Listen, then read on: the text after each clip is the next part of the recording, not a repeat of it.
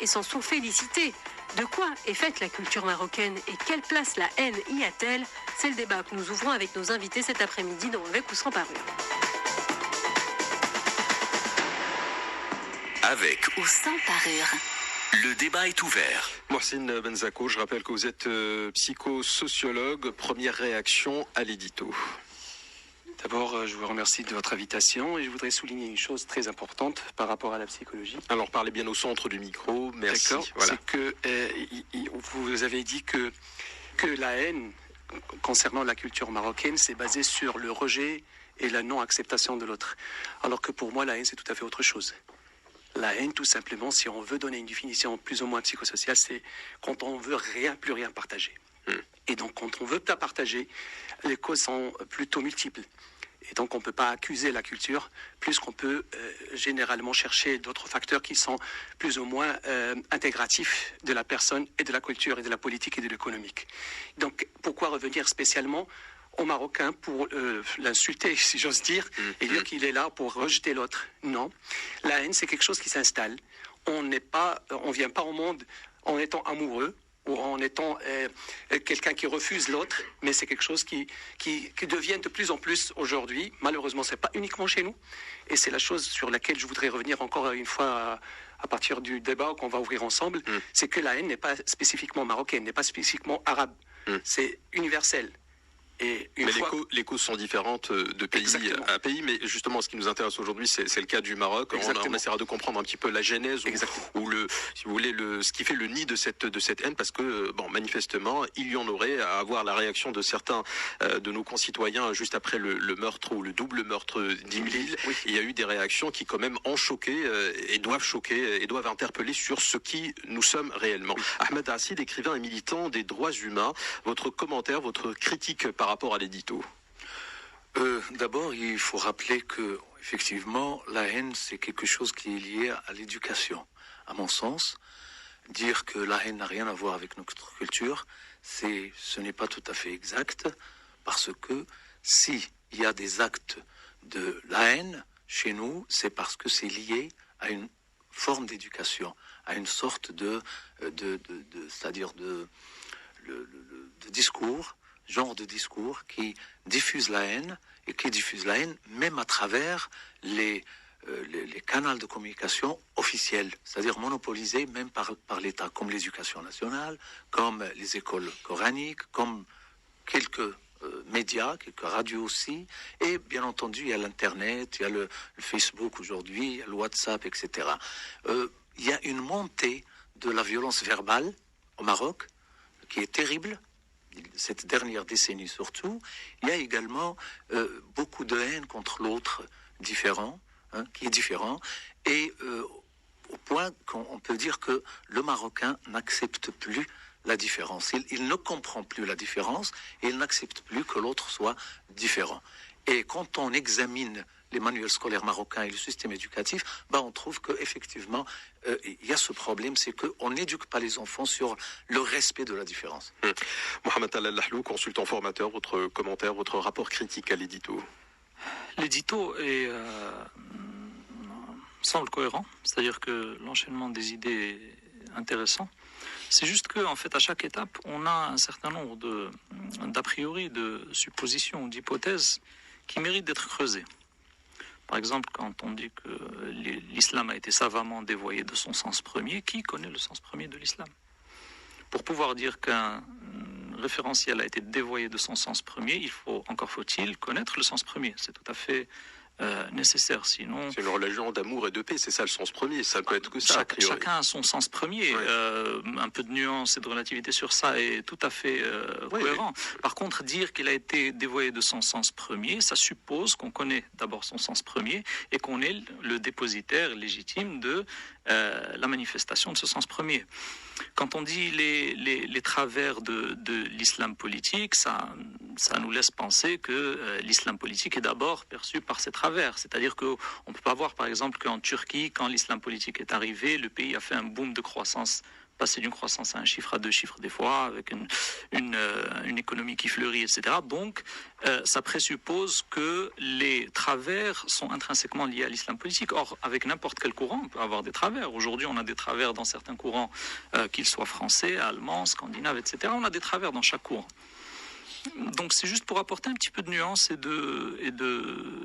d'esprit analytique à ça. Enfin, quand on dit est-ce que on a une culture d'amour ou de haine, cette opposition, elle est trop absolue, trop essentielle. C'est-à-dire que déjà, est-ce que l'amour c'est l'opposé de la haine? Ensuite, l'amour et la haine de quoi? Et vis-à-vis de quoi? On ne peut pas dire est-ce qu'on a une culture d'amour ou de haine, parce qu'une culture, vu qu'on a opposé l'amour à la haine, ça supposerait qu'une culture d'amour exclut toute haine. Et une culture de haine exclut tout amour, y compris celui de l'enfant, y compris, etc., etc. Donc il y a un certain nombre de présupposés qui me titillent un petit peu dans l'enchaînement logique des idées. On verra dans le débat. Driss Jaïdan, le chroniqueur Lux Radio, chargé des questions philosophiques. Oui, mon cher ami. Ouais. Pour votre commentaire par rapport à l'édito d'abord. Bon, d'abord l'idée qu'il y aurait une culture de la haine, je n'y adhère absolument pas. Il n'y a pas de particularisme ni d'universel de la haine. Par contre, ce qui est certain, c'est que ceux qui y réfléchissent nous apprennent deux choses. C'est que la haine est une obsession. À un moment donné, il y a une obsession pour l'autre qui sera haï, et que la haine est une construction. On ne peut pas, du jour au lendemain, se mettre à haïr une personne, un individu, un objet ou un pays. Ça a été rappelé à l'instant par Ahmed Hassel, l'idée qu'il y aurait, effectivement, on peut avoir la haine du juif, ou la haine du chrétien, ou la haine de l'autre, ou la haine d'une nationalité. Donc ça se construit, il y a un discours de la haine.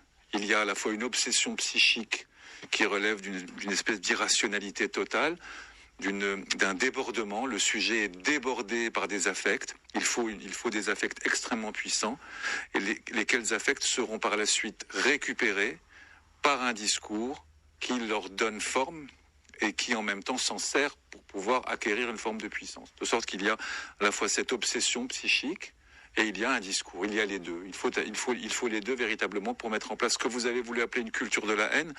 Bon, je comprends l'expression. Comme on dirait une culture de la haine, mais la culture, par définition, c'est l'opposé même de la haine, qui est un rejeton finalement du nihilisme. Or, la culture, c'est l'opposé même du nihilisme.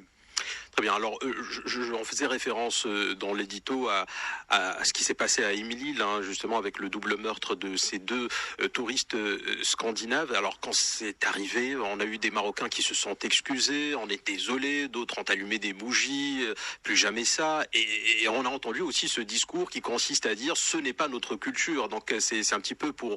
Alors, je veux bien que ça soit un abus de langage, que la culture soit en opposition parfaite avec, etc. Mais à un moment donné, quand on dit ce n'est pas notre culture, Ahmed Hassel, vous êtes d'accord avec ce postulat? C'est pas notre culture. Nous, on est pacifique. Ce qui s'est passé est totalement étrange à ce que nous sommes réellement au Maroc. Vous avez cette impression? Non, je suis pas du tout d'accord avec...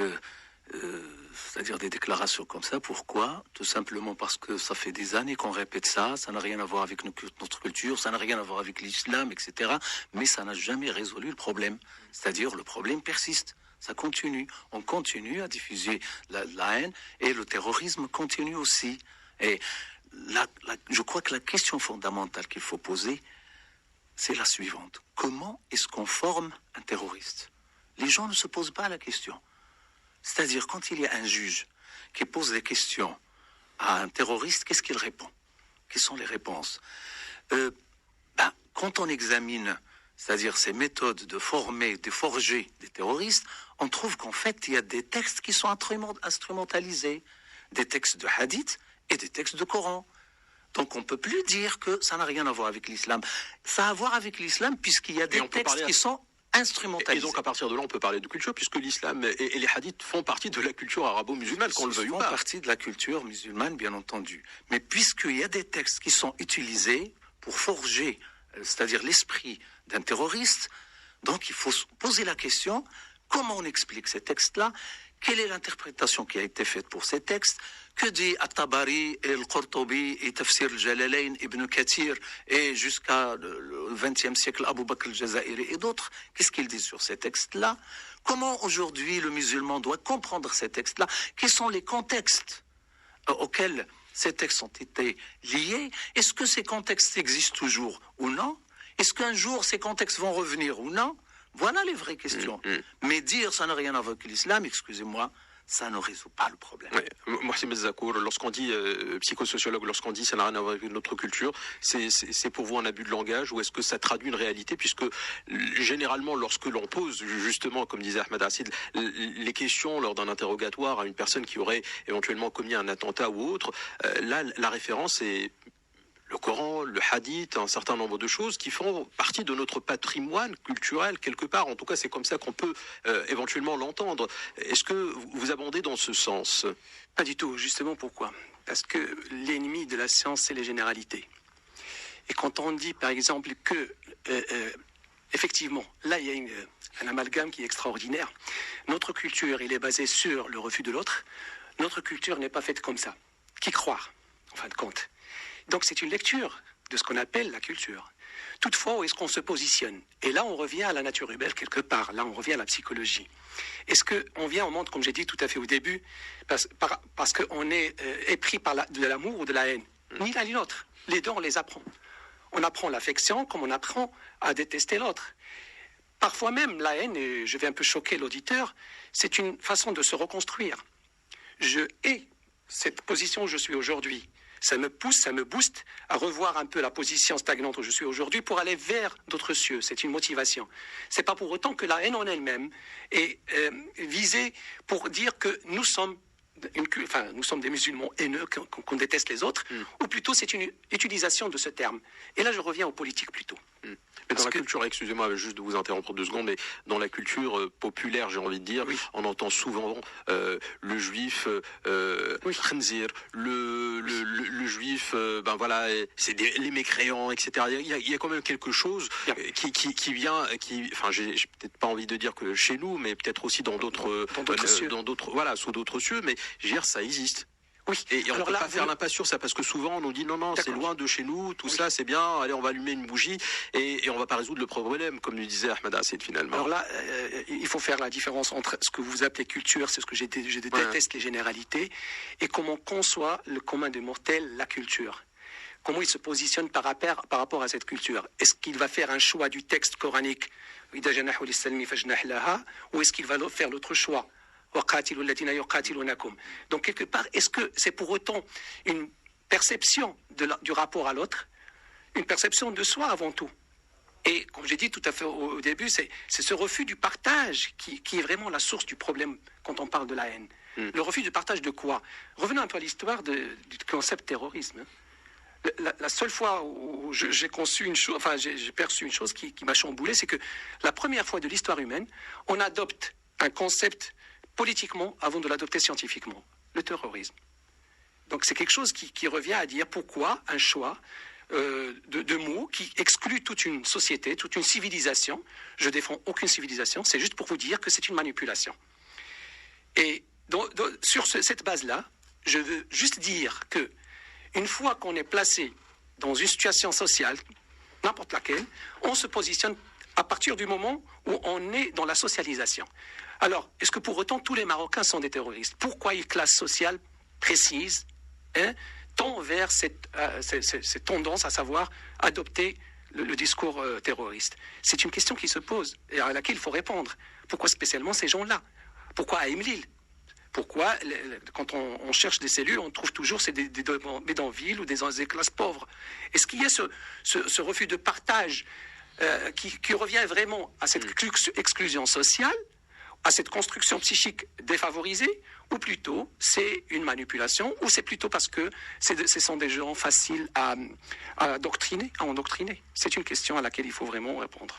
Mais vous n'avez pas l'impression qu'il y a un risque, à travers ce que vous dites, de faire l'amalgame entre la pauvreté et le terrorisme, un lien qui n'est pas forcément, la pauvreté. Qui n'est pas forcément évident, parce qu'on a eu quand même à travers l'histoire, le 11 septembre nous le rappelle très bien, Oussama Ben Laden qui était un riche, voilà, archimillionnaire ou un milliardaire éventuellement, et qui quand même était le terroriste, ou en tout cas Vous avez ce que j'ai dit, c'est pas question de classe sociale, bien que chez nous, c'est toujours la classe pauvre, mais c'est pas une classe sociale. Chez nous, c'est toujours la classe pauvre à la majorité du temps. La plupart du temps, c'est les classes pauvres. C'est Dari Jaidan, vous voulez réagir, chroniqueur Lux Radio chargé des questions philosophiques. Oui, sur l'idée d'amalgame par rapport aux cultures. Il ne s'agit pas de dire que les cultures sont porteuses ou pas porteuses. Les cultures nous enseignent une chose, c'est que la haine est une épreuve. Oui. En philosophie, la haine est une épreuve. Oui. En métaphysique aussi, dans les traditions, c'est une épreuve. Elle ne nie pas son existence. Oui. Elles peuvent aussi la définir, toutes les cultures. J'ai pas dû dire que je dis non je n'aime pas le naturalisme et l'essentialisme. Les Marocains n'ont pas inventé la haine. Voilà. Exactement. Elle est là. Elle est un déjà là, elle est un donné. Ensuite, évidemment, tel que ça a été dit, il y a des modes opératoires, des leviers, des raisons dont il faut se prémunir parce que c'est une épreuve pour nous tous. C'est une épreuve que d'accepter à un moment donné que nous soyons en mesure, avec les moyens qu'on va trouver. Alors ça peut être du texte, ça peut être des médias, ça peut être de la prédication, ça peut être une lecture, à un moment donné une relecture de l'histoire, ça peut être aussi une réaction au clash des civilisations, à ce qu'on nous raconte dans les médias. Tout cela évidemment fait qu'une obsession grandit à l'intérieur du sujet et même des sociétés, et que cette obsession à un moment donné elle est ressaisie par un discours qui articule et qui donne les moyens justement de définir un ennemi. Une idéologie. Il n'y a pas de haine à un moment donné sans une idéologie. Oui. C'est-à-dire qu'est-ce que c'est qu'une idéologie? C'est ce qui définit un ennemi. Un idéologue qui n'a pas d'ennemi est un chômeur. Ou une chômeuse. Donc à un moment donné, c'est cela. Qu'est-ce qui fait que justement, tel que ça a été dit par les camarades, et c'est Ahmed Racine particulièrement, qu'est-ce qui fait qu'à un moment donné, à l'intérieur d'une pensée, à l'intérieur d'une histoire, qu'avec des énoncés particuliers, on puisse construire un discours qui disqualifie l'autre, qui peut même le disqualifier en tant qu'il n'a même plus à exister, à être là, c'est-à-dire produire ce qu'on appelle la volonté du meurtre et valider la validation du meurtre, qui fait qu'à un moment donné, on l'efface même de la carte de la vie. Ça suppose un travail, et c'est pour ça que j'ai essayé de rappeler. Il y a un très beau livre de Marc Crépon qui s'appelle L'épreuve de la haine, là-dessus, où il explique très bien comment ça fonctionne. Donc, pour raconter que la haine est une construction. Ce n'est pas une pulsion, ce n'est pas une impulsion, ce n'est pas un stimuli, ce n'est pas quelque chose qui tombe du ciel. Ce n'est pas Cupidon qui envoie une flèche pour qu'on tombe amoureux. On ne tombe pas haineux. Il y a une construction. Et ce qui est important, et c'est pour ça que c'est une épreuve, qu'est-ce qui fait qu'à un moment donné se construit à l'intérieur d'une société, d'une communauté, le discours qui va saisir l'obsession et qui sera par la suite ressaisi par elle, et qui produit justement de l'ennemi, une culture de l'ennemi. Pour vous, par exemple, Dari Jaidan, s'il fallait commencer par trouver justement les sources du mal, si on peut les appeler comme ça, la genèse du problème, quelque part, dans le sens où, voilà, on a un discours ambiant dans certaines strates éventuellement de la société marocaine, riche, pauvre, peu importe, qui consiste à pointer du doigt quand même l'Occident d'une manière générale, les non-musulmans de manière un peu particulière. Qu'est-ce qui fait que nous en sommes arrivés là? Est-ce que c'est l'éducation qui a failli? Est-ce que c'est le politique qui a failli? Est-ce que c'est la conjoncture éventuellement des deux? Qu'est-ce qu'on peut... Je rejoins totalement une partie de ce qu'a dit Ahmed Racine sur l'éducation, évidemment. Bien sûr que l'éducation est responsable quand on voit les corpus. Bon, souvenez-vous qu'il y a 3 ou 4 ans à Oujda, on a quand même proposé comme sujet de dissertation de l'antisémitisme comme étant, d'ailleurs, comme moyen d'obtenir une bonne note. Pourquoi les Juifs sont-ils détestés par Dieu? Vous avez 3 heures. Non, ça ne s'était jamais vu auparavant. Ça vient bien de quelque part. Pour que ça pénètre l'éducation, pour que ça devienne matière à un examen, et le terme est fort, c'est que quelque chose s'est produit. C'est ce que nous devons analyser. C'est pour ça que je vous parlais d'épreuves. Nous sommes éprouvés aussi par la construction de ce discours. Les intellectuels, les médias, les parents, les politiques, tout le monde. C'est une épreuve pour notre société. Comment se fait-il que nous soyons arrivés à ce genre de choses? En même temps, sans pour autant généraliser, on n'égorge pas tous les coins de rue, fort heureusement. Mais là, il y a des moments terribles sur lesquels il faut se pencher. Et puis, il y a évidemment un autre point sur les classes sociales. Croyez-moi, vous savez, dans les milieux très huppés, on peut être d'un racisme, d'un anti-occidentalisme ou d'une islamophobie. Enfin, en tout cas, on trouve de la phobie et de la polyphobie à tous les étages de la société. Et là, il y a à se poser aussi la question de la responsabilité médiatique, des obsessions, de cette espèce de nihilisme contemporain, de cette position dans laquelle on se trouve aussi en tant que civilisation.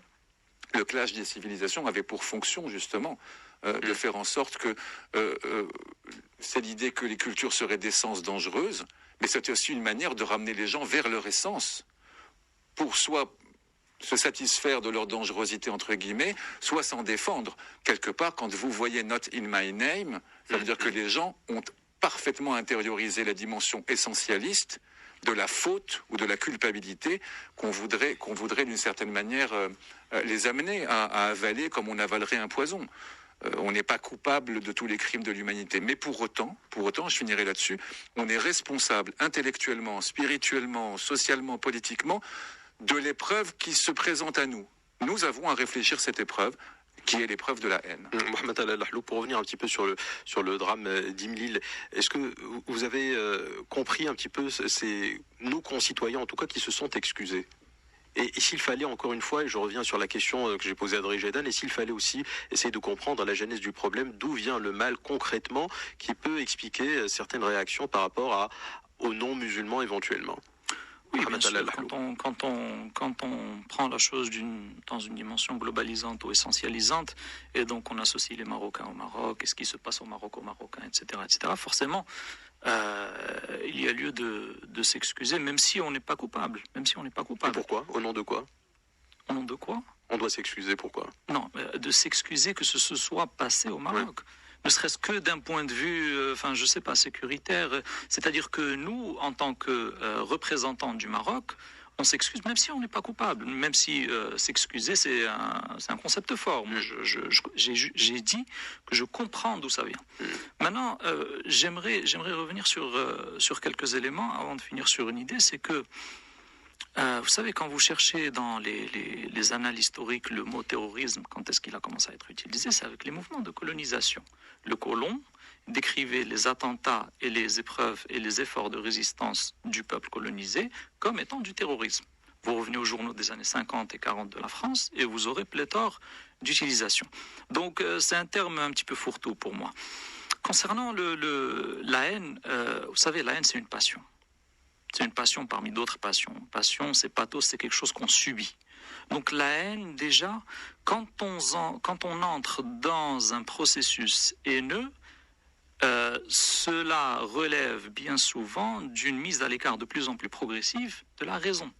Parce que quand on subit et que les interactions chimiques dans notre corps dépassent les interactions chimiques dans notre rationalité, eh bien on commence à pouvoir être manipulé par la haine ou ceux qui prêchent la haine, etc. Mais il y a un certain nombre de raccourcis qui ont été faits sur lesquels j'aimerais revenir. Le premier, c'est que si on dit, puisque des textes coraniques et des textes du hadith ont été évoqués lors de cet attentat, alors forcément l'islam est associé à cela. D'accord, ça c'est un raccourci auquel je vais donner un corollaire et une image. Puisque la démocratie est un terme utilisé quand on gaze des peuples, quand on bombarde des peuples, quand on tue 1 million de personnes, alors forcément, dans l'essence de la démocratie, il y a quelque chose qui justifie l'éradication et les génocides. Puisque 40% des Américains supportent un mur de séparation avec le Mexique et que le drapeau des États-Unis est ici, alors forcément, dans l'essence des États-Unis et leur esprit, il y a quelque chose qui invite à l'isolationnisme, à la haine de l'autre, etc., etc. Ça, c'était juste pour déconstruire ce premier raccourci. Mais c'est pas seulement ça. Quand on dit ça n'a rien à voir avec l'islam, ça a à voir avec l'islam. Mais ça a à voir avec une incompréhension de l'islam. Comme les croisades ont à voir avec l'Église et la chrétienté. Comme la Première et la Deuxième Guerre mondiale ont à voir avec des mouvements laïques nationalistes. Comme la colonisation a à voir avec la chrétienté, au nom de la civilisation de l'autre. On va civiliser autrui, on va civiliser la personne dont on ne sait pas est-ce qu'elle a une âme ou pas. Ouais, mais là c'était une instrumentalisation de la religion à des fins politiques. Je parle de ça a à voir. Ça a à voir avec quoi? Avec une incompréhension de l'islam, pas avec l'islam. Donc bien sûr, avec un islam des hommes et pas un islam de Dieu. Ça, c'est un islam incompris, donc forcément c'est un islam des hommes, bien sûr, c'est un islam construit par des hommes, et c'est un islam incompris. Je vous donne un exemple. Le terme mécréant, que vous avez cité tout à l'heure, quand on dit la mécréance, etc., Un musulman pour un chrétien est un mécréant, tout simplement. C'est un terme scientifique, il ne faut pas lui faire porter plus que ce qu'il ne supporte. Un musulman pour un chrétien est un mécréant. Pourquoi? Il mécroit en le message de l'Église. Un musulman pour un juif est un mécréant. Pourquoi? Parce qu'il mécroit dans le Talmud, etc., etc. Un chrétien pour un musulman, c'est la même chose, parce qu'il remet en cause un corpus. Donc c'est juste un terme un terme qui décrit une situation idéologique ou d'idée simple. Il ne faut pas lui faire porter plus que ce qu'il ne porte. D'accord? Donc quelqu'un qui croit en l'évolution considère celui qui ne croit pas en la théorie de l'évolution comme étant un mécréant de l'évolution, tout simplement. Donc il ne faut pas mettre un habit plus grand que ce que ne supporte le terme. Deux derniers points. Quand on dit le choix du texte, est-ce qu'il faut choisir le texte qui dit ou bien il faut choisir le texte c'est même pas un choix. Les deux sont authentiques, les deux sont vrais, mais ils décrivent deux contextes différents. Quand vous êtes un pays qui s'appelle le Maroc, qui se fait attaquer par un pays ou se fait coloniser par un pays, par ses frégates et par ses armées, vous utilisez le second texte. Parce que utiliser le texte de l'amour, ça n'a pas de sens. Ça serait être niais et naïf de manière déplacée. Quand vous êtes dans une situation avec des accords, avec des visas, etc., vous utilisez le premier. Tout simplement. Donc, l'État, là, vous ne parlez pas des personnes. Oui, bien sûr, tout à fait. Et là où je vais en venir, c'est que je vais vous poser une question. Pourquoi ça a à voir avec la culture, avec l'éducation? Pourquoi tous les savants du monde musulman, tous ceux qui sont connus en tout cas, ont dénoncé Daesh? Pourquoi on n'a pas trouvé une caution intellectuelle? Parce que là, on dit c'est souvent lié à la culture, aux classes sociales, au manque d'éducation. Donc prenons ceux qui sont soi-disant cultivés. Pourquoi dans ces sphères-là, personne ne cautionne les actes de Daesh qui sont commis au nom de cette haine? Pourquoi? Tout simplement parce que ces gens-là, ils ont compris cette globalité. Donc on ne peut pas dire qu'il y en a 50% qui cautionnent ou non. C'est quasiment la totalité. Ou la totalité. Donc, vu que cette totalité remet en cause ces actes, eh bien, visiblement, l'islam, compris par les intellectuels de l'islam, ce n'est pas cet islam dont se réclament les couches populaires, enfin, pas les couches populaires, mais ces gens-là qui font des attentats au nom de cet islam. Et, aux dernières nouvelles, il est possible que le cerveau de cet attentat soit suisse-espagnol. Non, ça a été démenti. Ça a été démenti. Hein. Le Suisse en question n'a pas une relation directe avec les trois personnes. Il les connaît. Il les connaît. Oui, et il a vu des vidéos avec eux. Et il les a entraînés aux armes à feu. Oui. C'est ce dont on l'accuse. Donc il est possible qu'il soit le cerveau ou un organisateur des attentats. Parce que quand on entraîne des gens à utiliser des armes à feu, je sais pas, c'est quoi encadrer après? C'est ça. Donc, vu que je vais utiliser un raccourci pour finir sur une note drôle. Vu que c'est un Suisse qui a encadré ces gens-là, vous voyez où je vais en venir? Eh bien, il faut revoir l'éducation en Suisse et les manuels d'éducation en Suisse. Vous voyez ce que je veux dire? Donc, il ne faut pas céder au raccourci, il ne faut pas céder à l'essentialisation.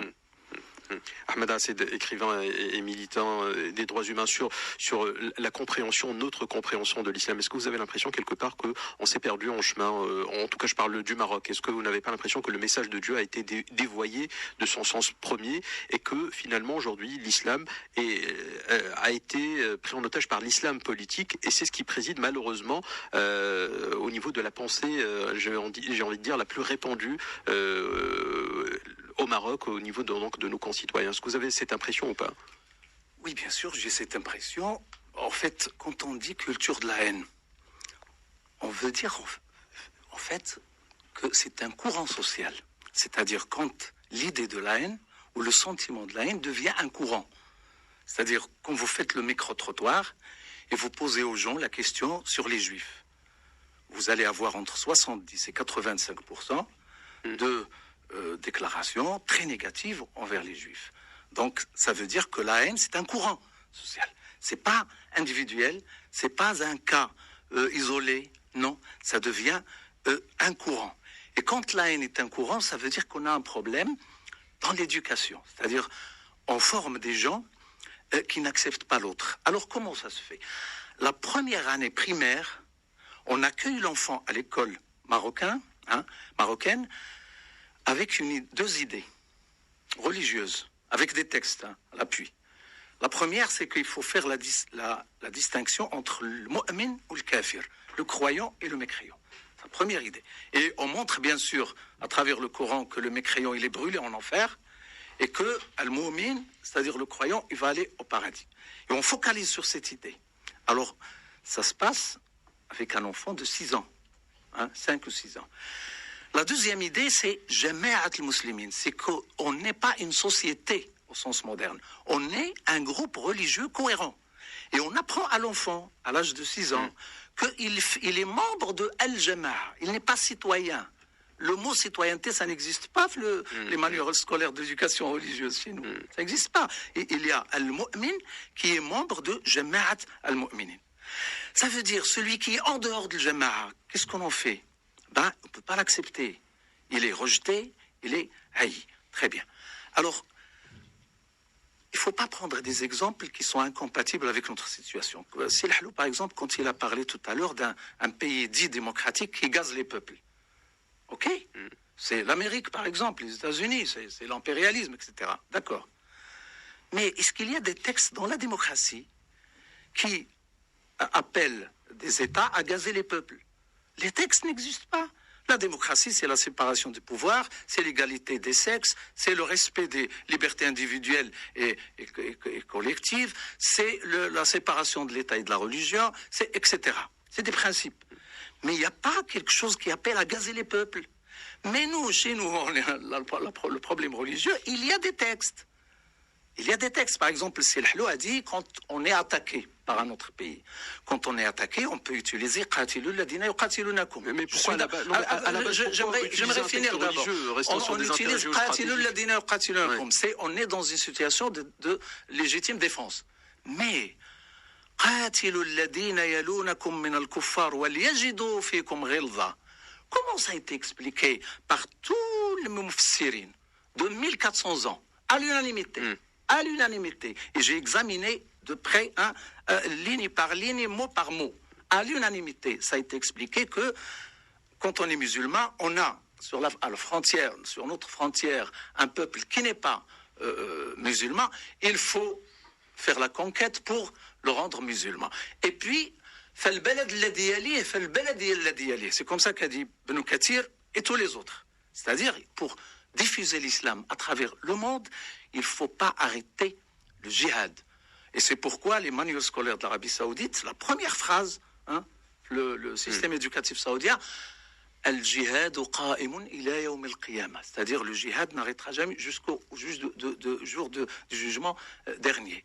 Et il faut diffuser l'islam à travers le monde entier, par tous les moyens, sans dire pacifique, de tous les moyens.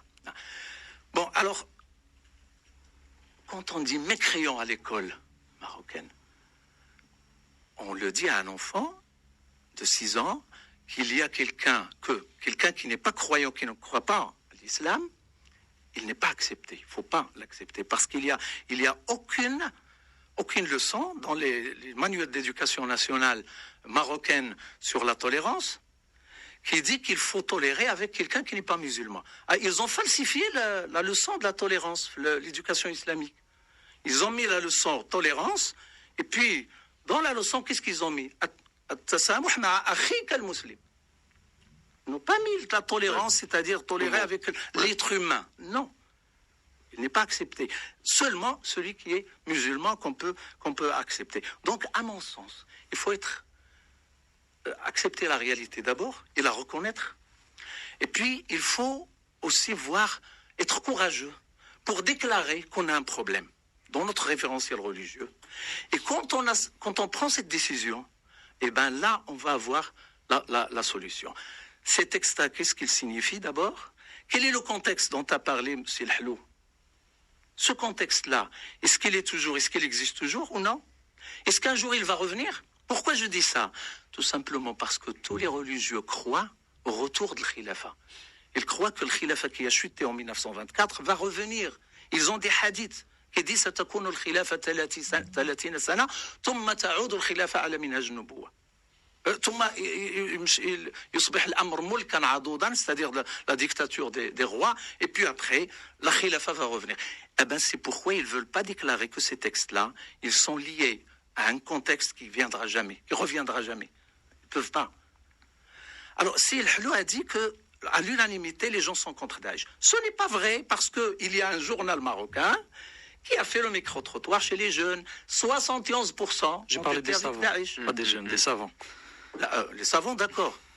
Mais la population, c'est-à-dire le peuple marocain, 71%, on dit qu'ils sont avec Daesh. Et je ne sais pas si vous avez visité le site électronique de Daesh, si vous avez eu l'accès pour voir, par exemple, tout ce qu'a fait Daesh, il a les textes à l'appui. C'est-à-dire, il donne les textes. Vous pouvez citer pour légitimer, c'est-à-dire ce qu'elle fait. La source. Elle dit voilà. Ahmed, c'est juste la source, parce que vous dites 71%, c'est quelle source exactement? C'est quel journal? C'est Express. Express, d'accord. Ouais. Okay. Et le même chiffre, la violence à l'égard des femmes. Ouais. Le jour de oui, c'est 68%. Ils ont dit qu'il est positif de frapper la femme parce que l'homme, il est plus raisonnable et il a la force. Et puis, la femme, il n'a pas de l'aql, il raisonne mal. Oui, mais Ahmed Hassid, juste avant de passer aux autres intervenants, est-ce que, par exemple, on peut relier ça à ce que le Maroc a éventuellement pu entreprendre comme politique, notamment par rapport à l'Arabie Saoudite, par rapport au wahhabisme, pour parler très clairement, parce qu'à un moment donné, on leur a quand même ouvert un petit peu les portes, nos portes, hein, si on peut dire ça comme ça, je sais pas. Ça a commencé en 1979. Moi, j'allais parler des années 90, mais bon. Du roi Hassan II qui voulait contrer la gauche radicale à l'intérieur et qui voulait également faire face au chiisme, c'est-à-dire à la révolution iranienne. Ouais. Et il a fait appel aux théoriciens des frères musulmans, je peux citer les noms, et il a fait appel également aux Saoudiens pour financer les écoles coraniques salafistes. Et ils ont injecté une grosse dose de religiosité qui n'a rien à voir avec l'islam marocain dans les manuels scolaires, au point qu'ils demandaient aux enfants de dessiner à mes crayons. Et ils leur proposaient 2 dessins, une famille croyante, et une famille mécréante. Et il leur demande de dégager les différences entre une famille mu'mina, les habits ou les visages. C'était dans nos manuels pendant très longtemps, pendant plus de 30 ans. Donc, est-ce qu'on peut parler, ça n'a commencé qu'à changer qu'après les attentats de Casablanca. Ouais. Et moi, j'ai suivi de près, j'ai organisé 2 conférences de presse sur le contenu des manuels scolaires. Et ça n'a commencé qu'en 2003, mais malheureusement, même le dernier appel du roi Mohamed VI n'a pas été respecté parce qu'il a reconnu que dans les manuels scolaires, il y a la haine, il y a le fanatisme religieux, il a appelé à une révision, mais ça n'a pas été respecté parce qu'il y a eu une grande résistance de la part du Conseil supérieur des ulama et également de la part des gens de Tawhid al-Islah qui sont des inspecteurs de l'enseignement en majorité. C'est-à-dire que la parole du souverain aujourd'hui n'a pas de prise dans la réalité. La révision qui a été faite, elle était très limitée et j'ai des rapports que j'ai faits sur cette question. Mohsin Benzakour, psychosociologue, par rapport à ce point justement, est-ce qu'on peut dire que par exemple le début du problème, c'est ce que je citais tout à l'heure, c'est-à-dire on a ouvert un petit peu la vanne, on a un petit peu ouvert nos portes aux frères musulmans, à la confrérie des frères musulmans, au wahhabisme, et donc au bout du compte, on se rend compte aujourd'hui, avec un peu de retard peut-être éventuellement, même s'il n'est jamais trop tard pour bien faire, que c'était une erreur politique et on a du mal quelque part aujourd'hui à penser la plaie, à guérir cette plaie quelque part, et du coup on se retrouve avec des sondages comme celui que vient d'évoquer à l'instant Ahmed Hassid, à savoir celui de 71% de nos concitoyens qui ont quand même une vision assez spéciale de ce qu'est notre religion. Est-ce que vous abondez dans ce sens ? Il y a une partie de vérité là-dessus, dans ce que vous dites, mais c'est pas totalement. Justement, c'est vrai qu'aujourd'hui, il y a cette ouverture de ce qu'on appelle vers l'esprit, entre parenthèses, fanatique. Et malheureusement, aujourd'hui, on ne peut plus parler que de ce créneau. Aujourd'hui, on est ouvert sur le monde. Il y a Internet. Il y a, comment on appelle ça, il y a cette machination qui s'installe plus ou moins dans l'esprit de nos jeunes. Justement, pourquoi ?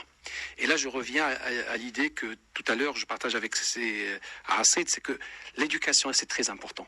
S'il y a une personne immunisée contre le fanatisme, contre le terrorisme, c'est effectivement le rôle de l'éducation, c'est ce qu'on appelle la socialisation. Malheureusement, ce n'est pas le cas.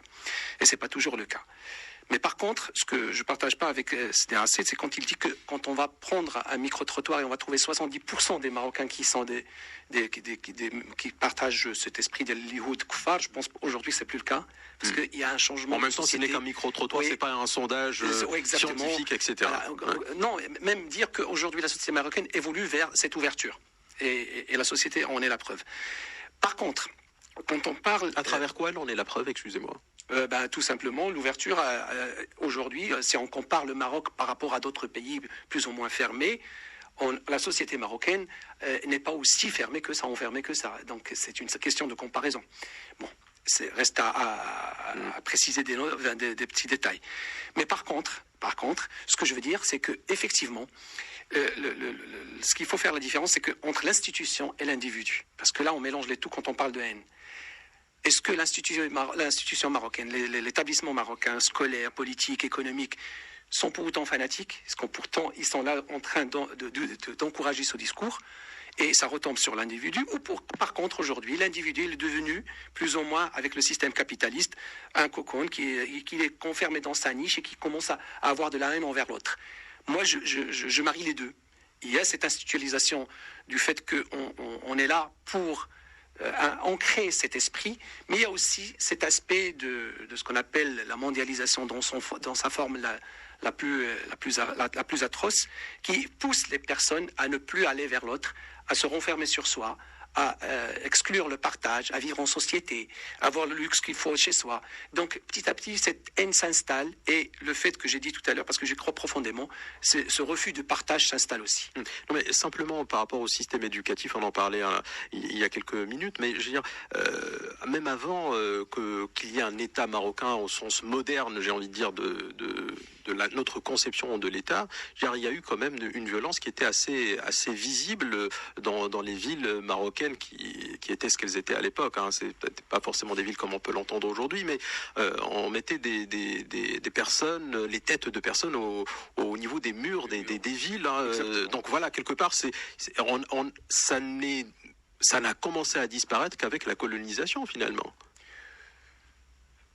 J'oserais dire que c'est pas un cas spécifique au Maroc. Oui, mais je parle.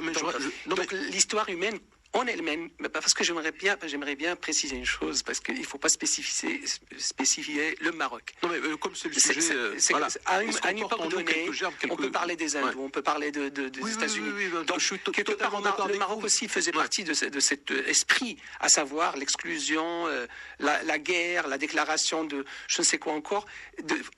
C'est exclure l'autre. Oui, ça existait chez nous. Et ça a commencé à disparaître, pas uniquement grâce à cet impact du colonialisme, mais cette ouverture, parce que le monde était enfermé. Aujourd'hui, le monde il est devenu presque une petite île. Donc là, cet échange a permis que l'humain lui-même évolue vers cette ouverture. Ahmed Assis sur ce point, c'est-à-dire que par rapport aux personnes qu'on décapitait et qu'on mettait, en tout cas comme une sorte peut-être pas de trophée, mais en tout cas voilà, qu'on mettait des têtes de personnes au niveau des murailles. C'est des mois. Voilà, avec les odeurs qu'on peut imaginer. Voilà, c'est quand même un spectacle assez particulier. Là, on peut pas incriminer le système éducatif. Par rapport à la vengeance, c'est-à-dire contre les Juifs, il faut rappeler une chose.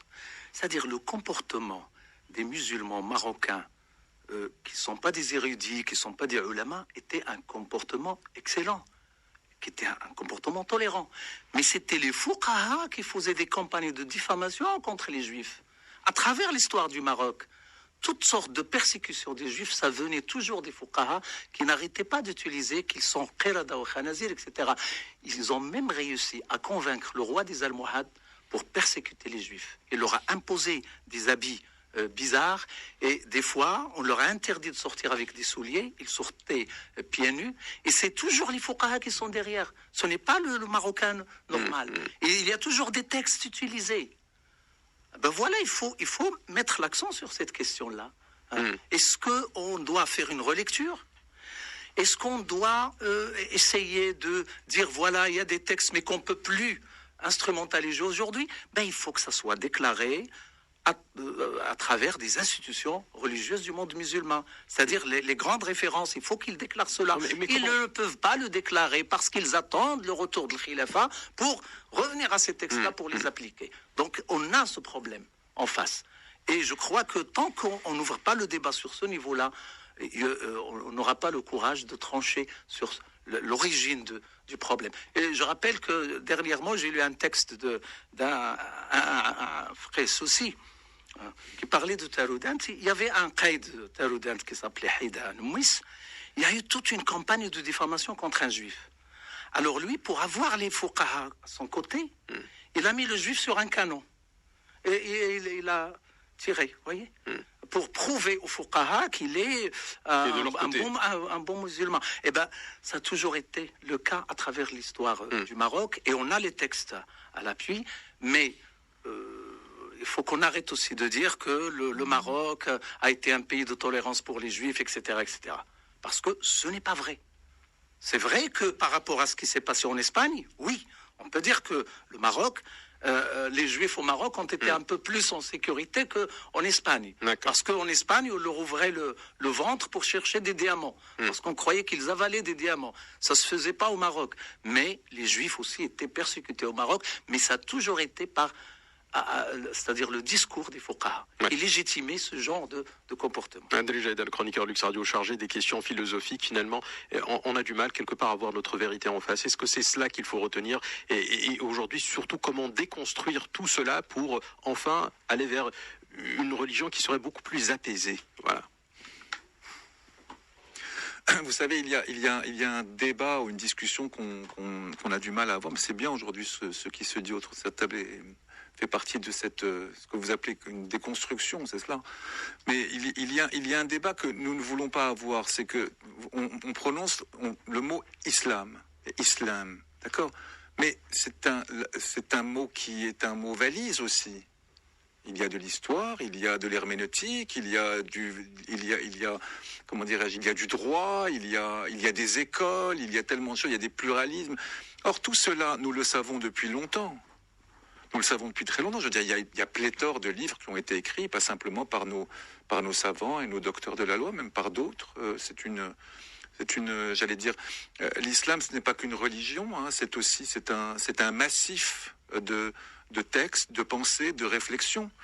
Et ce qui doit nous interroger, comment se fait-il que ça donne d'un côté des énoncés qui sont des énoncés guerriers, et de l'autre le Cantique des oiseaux ou le Traité de l'amour? Il y a les deux. Mais une civilisation, elle produit les deux. Le grand problème que nous avons, c'est que, d'une certaine manière, nous avons de la difficulté avec l'idée que l'islam, c'est pas simplement la révélation, que c'est devenu une civilisation qui a produit de l'administration, qui a produit son art de la guerre, son art de l'amour, aussi, bien sûr, son esthétique, son éthique, son architecture, et aussi ses déviances, parce qu'une civilisation aussi, elle peut à un moment donné être violente de manière non conventionnelle. Et tout cela, c'est la civilisation arabo-musulmane. Moi, je préférerais qu'on parle de civilisation arabo-musulmane. Nous serons peut-être beaucoup plus à l'aise que de dire l'islam. Moi, l'islam, je ne sais pas ce que c'est l'islam. Ouais. Est-ce que l'islam, c'est arkan l'islam? Est-ce que c'est l'imam? Excusez-moi, c'est surtout la déviation qu'on a fait par rapport à l'islam. Mais encore une fois, mais nous ne savons pas. On dira c'est quoi l'islam? Là aussi, nous ne voulons pas entrer dans le vif du sujet. Nous disons mais c'est pas le véritable islam. Mais il est où le véritable islam? Où est-il? Alors on revient vers Salaf al-Adem avec le salafisme ou le néo-salafisme. On a une légende dorée. Et nous ne voulons pas, à un moment donné, avoir le bon sens ou la rationalité, ou tout simplement accepter l'idée qu'il y a à l'intérieur d'une civilisation, tout cela. Une civilisation, ça produit trois choses. Et c'est pas l'invention de l'islam, c'est toutes les civilisations. Ça produit une éthique, une esthétique, et aussi une manière de s'imposer, et de s'imposer aux autres. Alors, excusez-moi, après, le problème, c'est que nous sommes d'une certaine manière mis en demeure de faire de la comparaison. Mohamed Talal, tout à l'heure, s'est amusé ironiquement à faire de la comparaison, la Suisse, la démocratie. Est-ce que la démocratie contient et Ahmed Taufer, pardon. J'aime bien les deux. J'aime beaucoup les deux, d'ailleurs. Ils ont leur qualité, chacun de leur côté. Et on salue Ahmed Taufer, mais qui écoute beaucoup la radio. Et de fait, comment se fait-il que nous n'ayons pas d'abord, et là on en revient à l'éducation, on en revient au discours sur les discours. Finalement, à une forme d'épistémologie qui n'a jamais véritablement émergé et qui consiste à dire là, nous sommes dans un lieu de parole, là nous sommes dans un autre lieu de parole. Alors ça donne malheureusement une espèce de civilisation multipolaire ou même quelquefois qu'on pourrait qualifier de totalement coupée d'elle-même. Alors il y a des gens qui vous disent « Ah mais vous savez l'islam c'est Ibn Arabi, c'est Attar, c'est le camp. » Ben oui, si pour vous c'est le cantique des oiseaux, c'est magnifique. Si c'est la conférence des oiseaux, si c'est le traité de l'amour ou le tabernacle des lumières, c'est extraordinaire. C'est d'une beauté et d'une esthétique formidable. D'autres vont vous dire, ah ben pour moi c'est Ibn Taymiyyah. Et ils n'auront pas tort de le dire. Parce que ces esprits-là, ces énoncés-là, ces constructions, parce que c'est du construit, il n'y a que la révélation qui n'est pas construite. Et on ne sait même pas ce que c'est. Mais vous n'avez pas l'impression que quand même les autres religions monothéistes, j'entends, excusez-moi, le christianisme, je peux vous dire une chose, mon cher ami, le christianisme sont beaucoup plus pacifiques. Non, le christianisme, mais ne parlons pas d'aujourd'hui. La question que nous devons poser, c'est comment, à un moment donné, on réactive. Alors là, pour le coup, on peut faire de l'histoire. Là, pour le coup, on peut parler de la rupture de la modernité, des sociétés sécularisées, de la laïcité, de choses comme ça. Choses que nous n'aurons jamais. Nous serons sécularisés. Comment se fait-il qu'aux États-Unis, qui est un pays qui nous ressemble beaucoup plus que la France, il faut arrêter de regarder en direction de la France. La France, à un moment donné, elle a eu la laïcité à la française, anticléricale. On a quand même, comment dirais-je, crucifié des curés sur les portes des églises. C'était pas un bouquet de roses vivants non plus, le directoire. Mais pour autant, les États-Unis, le président jure sur la Bible, ça pose de problème à personne. Oui. In God we trust sur des billets de banque, ça ne pose de problème à personne. Même au niveau des déviations, il y a des grandes et belles choses. Le protestantisme, Max Weber ne dit que cela, c'est ce qui invente le capitalisme. L'éthique du protestantisme, elle vient du protestantisme. L'idée que justement, si on travaille bien, on peut aller au paradis. Si on paye ses dettes, on va au paradis. Si on ne vole pas son prochain, on va au paradis. Aussi, c'est le protestantisme. Mais en même temps, quand vous regardez les déviances, quand vous regardez par exemple, il y a des études là-dessus, des serial killers sont éminemment imbibés de culture biblique. Des serial killers qui vont écrire 11-3 sur le corps de leurs victimes. Alors voilà. Et vous voyez que c'est tiré de la Bible. Ça donne, non, laissez-moi finir. Ça donne des déviances. La question qu'il faut se poser, c'est comment se fait-il qu'il y a à un moment donné des types de déviances? Regardez les parcours des individus. Le terrible meurtre de Imlil.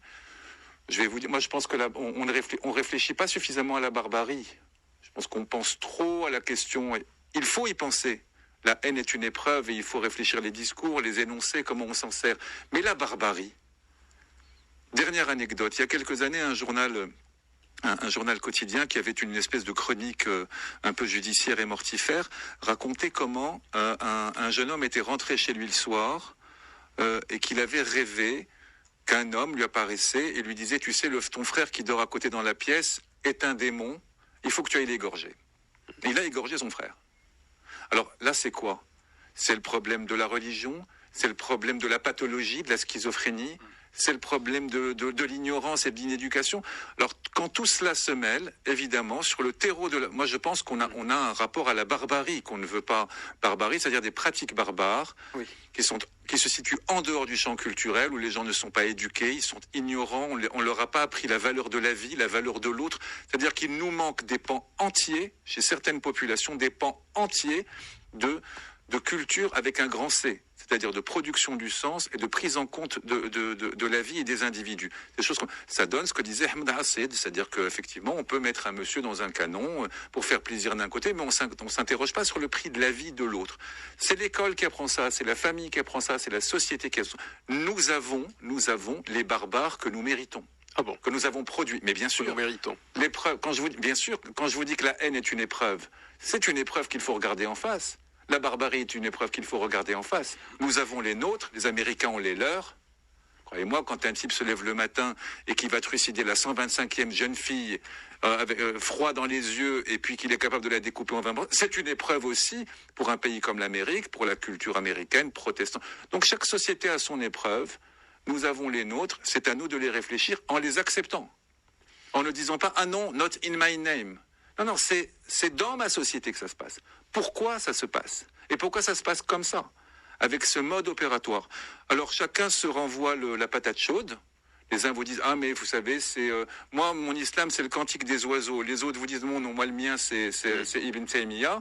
Les autres ne regardent pas la question sociale, on ne regarde pas la question de l'éducation, on ne regarde pas les conditions matérielles d'existence, on ne regarde pas les pathologies. Exactement. Nous avons des compatriotes et des concitoyens qui sont des malades mentaux qui circulent dans la rue. Est-ce que vous pensez qu'à sniffer de la colle toute la journée, on finit au bout de 30 ans chanteur de charme sous le balcon de Roxane? Bon, alors ces questions-là, il faut se les poser. Et je finis sur un point, après je ne parlerai plus. Pourquoi c'est toujours à l'islam qu'on demande des comptes? Alors que c'est à la société, c'est aux politiques, c'est à l'État qu'on doit demander des comptes. Ouais, justement, j'allais embrayer sur ça, Mohamed Al-Ahlou, mais d'abord je vais vous laisser réagir parce que je vous ai vu prendre des notes. Il est très studieux, hein, Mohamed Al-Ahlou, il est sûr prendre des notes et réagir. Un garçon rigoureux. J'aime structurer les choses. Allez-y, Mohamed Al-Ahlou. Vous savez, même Ibn Taymiyyah, on lui fait dire ce qu'on veut, malheureusement. Oui, il y a plusieurs Ibn Taymiyyah chez Ibn Taymiyyah. Il a écrit un traité qui fait 10 volumes qui parle de l'impossibilité de l'incohérence entre la raison et il a même un parcours spirituel dont on ne parle pas. Exactement, avec Al-Qadir Jilani, entre autres. Bref, donc j'ai quelques points. Visiblement, c'était pas suffisant de déconstruire quelques incohérences, donc j'y reviens. Ce prof marocain qui fait le programme éducatif de Tarbiya Islamia, quel est son niveau? Le statut de l'État et l'école marocaine, quand on rentre dans une école publique, vous savez, les enfants sont des humains, les jeunes sont des humains et les adultes sont des humains. Donc il y a toujours un impact de l'environnement sur cet humain. Premier point, effectivement, si vous allez enseigner des choses comme ça à un enfant de 6 ans, il y a un problème de pédagogie et de vision du programme éducatif. Donc personne ne dit ça. Mais vu que j'ai été nommé 3 fois par M. Hassed, voilà, donc visiblement j'ai un droit de réponse. Donc j'aimerais savoir juste à qui j'ai affaire. C'est-à-dire, est-ce que pour vous les textes coraniques sont des éléments qu'on peut utiliser dans un argumentaire ou pas? Est-ce que ce sont des preuves authentiques ou pas? Si on peut savoir ça, on peut argumenter. Parce que je ne peux pas discuter avec quelqu'un qui croit en l'évolution. Je peux discuter avec quelqu'un qui croit en l'évolution avec des arguments. Je peux discuter avec quelqu'un qui ne croit pas en l'évolution avec des arguments. Mais au moins, je sais quel est son référentiel. Qu'est-ce qu'il considère comme étant un argument valable et qu'est-ce qu'il considère comme n'étant pas un argument valable. Donc, il faudrait que M. Hassed nous clarifie ça. Quand on dit que dans les textes de la démocratie, il n'y a pas d'appel direct à la violence ou quoi que ce soit. Enfin, je suis désolé, il faut voir comment elle a été appliquée lors de la Révolution française. Il faut voir que dans la démocratie, structurellement, il y a une référence. Il n'y a pas de démocratie. Hein.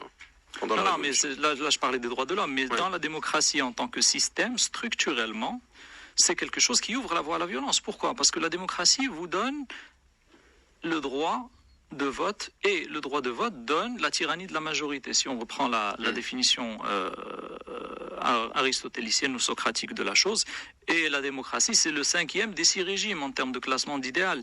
Donc, quand on a une majorité de gens qui sont haineux, eh bien la démocratie vous dit, vous avez le droit d'être haineux. Voilà, ça c'est la démocratie en tant que système structurel, d'accord ? Quand on parle de l'islam, même si vous avez 99% des gens qui sont haineux comme ça pour faire de la violence, eh bien c'est pas possible parce qu'il y a des textes et des références. L'islam dont je parle, enfin je sais pas, l'islam dont je parle, c'est quand même un islam qui a produit l'astrolabe, qui a produit l'algèbre, qui a produit la chimie, qui a produit la civilisation, alors que l'Europe était dans le Moyen-Âge et trucidait des gens parce qu'ils étaient. Oui, mais puis après c'est le ténèbre. Non, moi je parle de cet islam. Ouais. Moi je parle de cet islam. Et donc, quand M. Hassed dit, comme expliqué par tous les mufassirin, déjà si je vous demande de citer les noms de tous les mufassirin, vous ne pourrez pas. Donc, en plus de me dire que tous les mufassirin ont dit quelque chose, eh bien, ça c'est quand même une certaine prétention. Surtout que je n'oublierai jamais qu'on s'était rencontrés en 2011 et vous m'aviez renvoyé à une référence qui est le livre l'Islam aussi, ça je pense, de Ibn Qutayba comme référence, et vous étiez sûr de votre l'imam aussi ça de Ibn Qutayba, et vous étiez sûr de votre référence comme vous êtes sûr aujourd'hui quand vous dites que tous les mufassirin disent. Alors je me suis quand même amusé à chercher parce que je suis un peu pointilleux, un petit peu jusqu'au boutiste dans mes recherches, et donc j'ai trouvé que l'imam aussi ça n'est pas un livre de Ibn Qutayba, c'est un livre apocryphe qui a été écrit au nom de Ibn Qutayba. Ibn Qutayba ne l'a jamais écrit. Donc, vu que vous avez des incohérences internes dans votre raisonnement et dans vos références, c'est pas crédible. Surtout quand on prend les raccourcis que vous avez donnés. C'est assez. Tout à l'heure, on en a déconstruit certains, mais on peut en déconstruire d'autres. Quand vous dites que l'islam vous enseigne de ne pas accepter l'autre, qu'est-ce que vous faites du verset La yanhakumullahu an alladhina la yuqatilunakum fi ad-din wa lam yukhrijukum min diyarikum an tabarruhum wa tuqsitu ilayhim. Tuqsitu ilayhim, c'est être juste. Mais sabarouhum, c'est plus qu'être juste, c'est être bon. C'est être bon.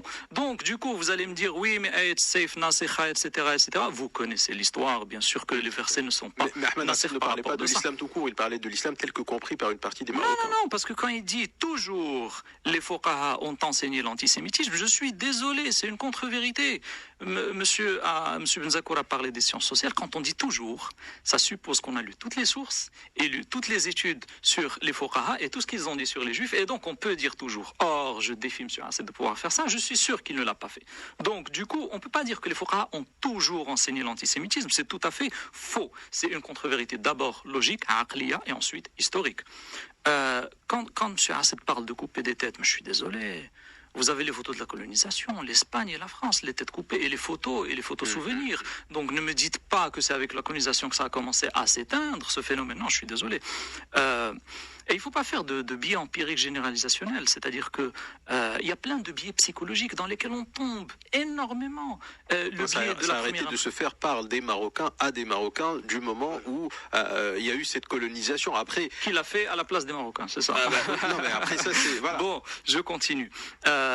Tout ça pour revenir à un point fondamental, c'est que malheureusement dans le discours de M. Hassed, il y a plein d'incohérences, plein de raccourcis et une certaine ambiguïté. Sur l'éducation, on est d'accord. Mais bien sûr, quand vous avez... Et je vais vous dire une chose, je vais aller plus loin là, je vais vous dire un point qui est assez violent. C'est que si des amalgames sont faits dans les incompréhensions de l'islam qu'on a aujourd'hui, c'est dû à la marginalisation des fuqaha. C'est dû à la marginalisation des savants de l'islam. Pourquoi ? Vous n'avez pas l'impression qu'on leur donne un peu trop de temps de parole aujourd'hui? Pas du tout, c'est le contraire. Mais ils s'expriment même sur les réseaux sociaux aujourd'hui. Tout le monde peut s'exprimer, tout le monde peut dire tout ce qu'il veut. Non, mais après, il y a l'audience, il y a les médias officiels. Aujourd'hui, on est en train de créer un clergé au Maroc.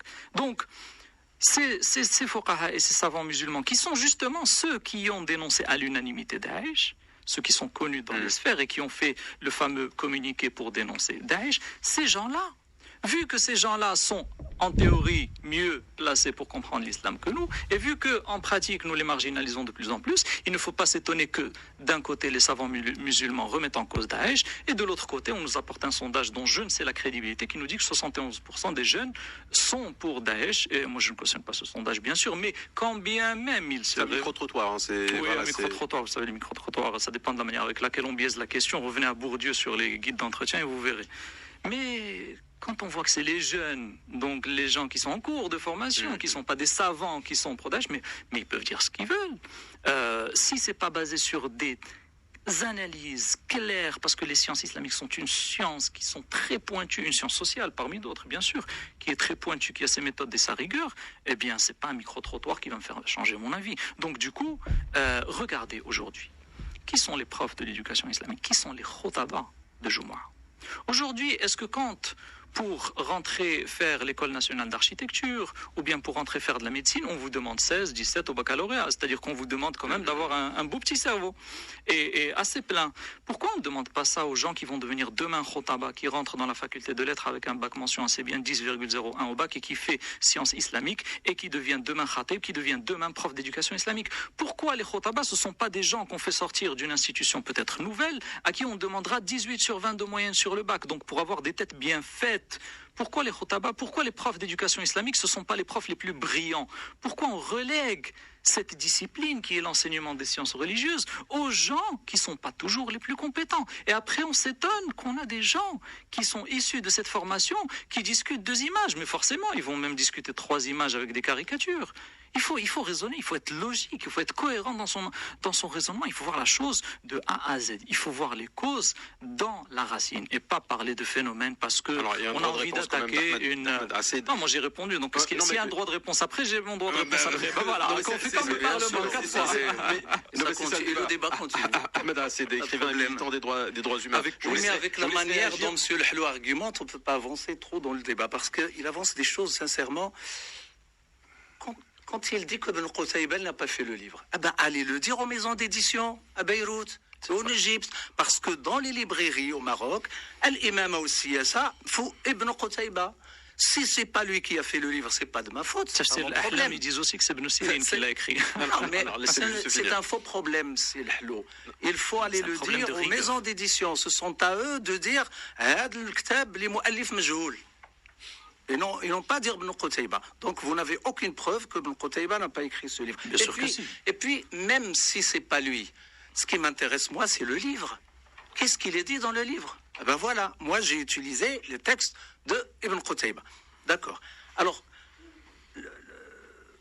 Nasikh al-Mansoukh, c'est la plus grande catastrophe de la pensée religieuse musulmane. Pourquoi? Parce que toutes les sourates et tous les versets de Coran que vous allez citer, ce sont des versets de la Mecque, qui appellent à la tolérance, qui appellent à l'amour, qui appellent au respect de l'autre, etc. Mais l'islam de Médine, qui est devenu un islam armé, puissant, avec beaucoup d'argent qui coule, il a produit des versets tout à fait différents. Par exemple, Surat Tawbah. Qu'est-ce qu'ils disent les fuqaha sur Surat Tawbah? Nasikha lima qablaha. C'est-à-dire, c'est elle qui est devenue la référence. Nasikh al-Mansoukh, c'est pas moi qui l'a fait, c'est les ulama. Vous avez posé la question sur les références d'Al-Tafsir. C'est les grandes références qui ont été suivies après. Parce que le Mufassirin, ils ont calqué à la lettre sur qui? Sur 4 grandes références. Al-Tabari, Ibn Kathir, Al-Qurtubi, Tafsir al-Jalalayn. Tous ceux qui sont venus après, ils ont répété les mêmes phrases. Par exemple, vous pouvez aller vérifier si vous voulez, c'est le Hlo. Ils ont répété les mêmes phrases pour expliquer l'aya qatilul ladina yalunakum al-fuqara. J'ai trouvé les mêmes phrases.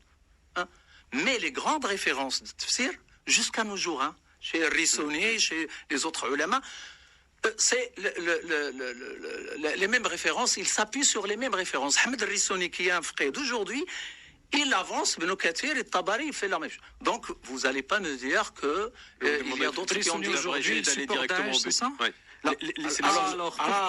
Alors, puisque vous avez posé la question, moi juste pour préciser, je vais vous répondre. Je vous ai pas posé des questions. J'ai juste montré des puisque vous avez posé la question, ça m'intéresse. Risoni aujourd'hui, il est le chef d'une organisation internationale des fuqaha. Cette organisation, elle a réuni tous les ulama de l'islam pour un congrès il y a quelques années. Ils ont appelé à quoi dans leur communiqué final? Ils ont appelé al-jihad fi Syria.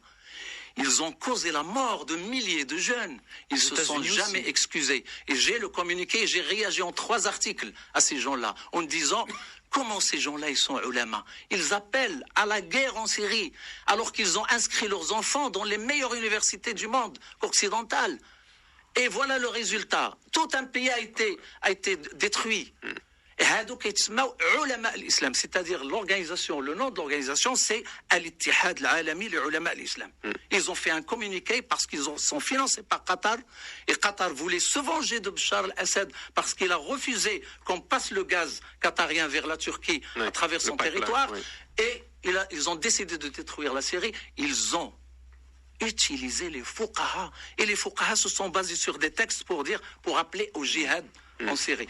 Ils se sont jamais excusés, alors que l'Église s'est excusée à maintes reprises. Et aujourd'hui, lorsque les Américains font des... Non, mais justement, aujourd'hui, les Américains, lorsqu'ils causent éventuellement des guerres... Oui, on n'est pas d'accord. Non, mais ils le font au nom de la politique et non pas au nom de leur religion, éventuellement. Je trouve cette pratique partout. Je suis désolé. Il a raison, je suis d'accord avec lui. Mais Souvenez-vous qu'au moment de la deuxième guerre du Golfe, on a entendu des choses qui étaient archaïques. Ouais. George Bush parlant de Gog et Magog. Oh, oui. Donc à un moment donné, les évangélistes américains, certains extrêmement politisés, des néoconservateurs, sont le parallèle avec les États-Unis peut être intéressant parce que justement, si vous voulez, le moyen de contrer ces énoncés, qui est soit une laïcité agissante, ça ne sera pas le cas chez nous. Moi, je ne suis pas en train de dire qu'il faut être laïque. Ce que je veux dire par là, c'est que des siècles de déconstruction où on retire du mythe d'un côté, où on sécularise les propos et on fait une séparation claire entre ce qui peut exister dans des textes et ce qui va être pratiqué dans la société, protège aussi d'une certaine manière, de sorte que même aux États-Unis, même si c'est une grande démocratie par ailleurs, même s'il y a du Congrès, du Parlement, des formes de postmodernité, les gens, et c'est ça qui est intéressant, n'ont pas non plus été totalement étanches à ce genre de discours. De sorte que des sociétés dans lesquelles vous avez à la fois un discours, entre guillemets, transcendantal, on va dire divin, et des formes de vie qui se voudraient séculariser, ce qui est le cas du Maroc, au fond. Mais on se ressemble un petit peu, on est assez... Bien sûr, on est un petit peu américain de ce point de vue-là. C'est que nous avons quand même, d'un côté, des pratiques modernes de la politique, du Parlement, de l'économie moderne, du capitalisme, du néolibéralisme, beaucoup de choses. Et nous avons aussi la possibilité de réactiver dans les psychés des concitoyens quelque chose qui est de l'ordre du mystère, soit de la foi, soit en tout cas des énoncés, entre guillemets, théologiques. De sorte que, comme les États-Unis, on est dans le théologico-politique.